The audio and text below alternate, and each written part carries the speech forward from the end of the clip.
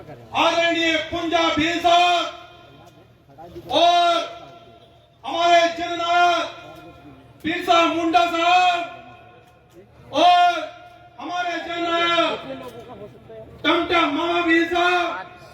और भारतीय संविधान के निर्माता परम पूजनीय बाबा साहब डॉक्टर भीमराव अम्बेडकर को राज्य अकीदत और नमन करते हुए और हमारे बीच में उपस्थित हमारे सांसदगण, हमारे सभी विधायकगण और हमारे सभी आदिवासी एवं सभी संगठनों से आप आए हुए तमाम लोगों का मैं हृदय से शुक्रिया अदा करता हूं और अपनी बात को अंतिम रूप देते हुए सूक्ष्म शर्तों में अपनी बात को रखते हुए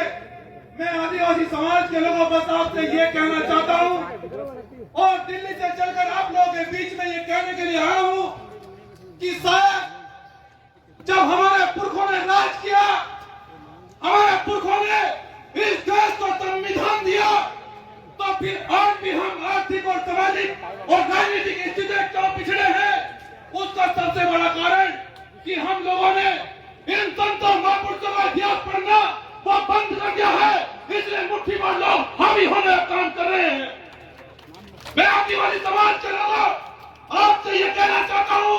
हमारी देश के अंदर इतनी बड़ी तादाद है कि जिस दिन हमने ये तय कर लिया कि अधिकार लेंगे,